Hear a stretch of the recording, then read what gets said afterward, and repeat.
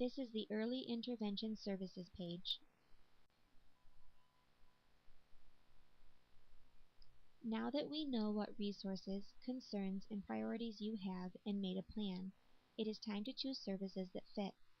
Your service coordinator will talk with you about the different services which may fit your child's and family's needs.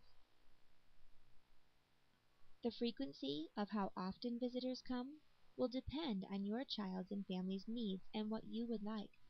Some visitors call monthly to check in. Others visit once a month.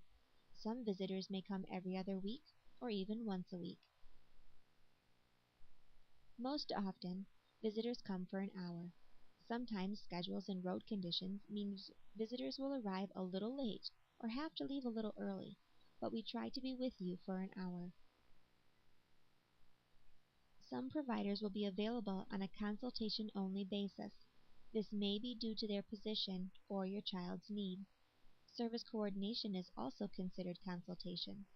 Most services are direct, from the provider to your child and family. All services and visitors who come to your home are considered individual services. This means you have one or two visitors at a time, working with you and your child, rather than meeting with 2 or 3 other families and sharing time with providers. Legislation and research have identified the natural environment as the best school for your child birth to 3. For some families, this means the home. For others, it may mean daycare or somewhere else in your community.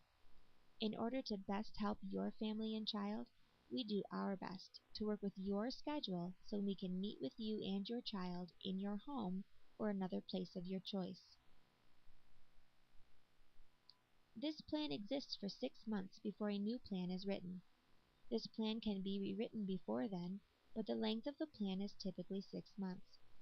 Plans may be rewritten if your child becomes eligible for special education services before the next IFSP due date. They may also be rewritten if your child has accomplished all of the outcomes. You have the right to call another IFSP and rewrite the plan if you would like to make changes. As this area is where we list the services paid for by NC-RESA, this box will typically be marked. There is no cost for any of these services for your family. Here, we record other services or agencies your family or child may be working with. If your child is eligible for special education services or is receiving those, we will record that information here. We must always consider your child's communication needs, any techniques or strategies they may need to understand and tell you what they want and need.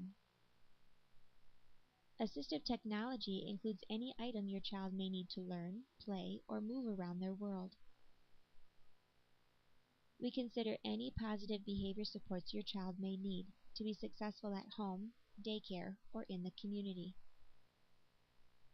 It is important to talk about your child's language needs, particularly if they speak another language, such as Spanish. If your child should need Braille, we will discuss this here. We consider any supports your child may need if they are deaf or hard of hearing in this section.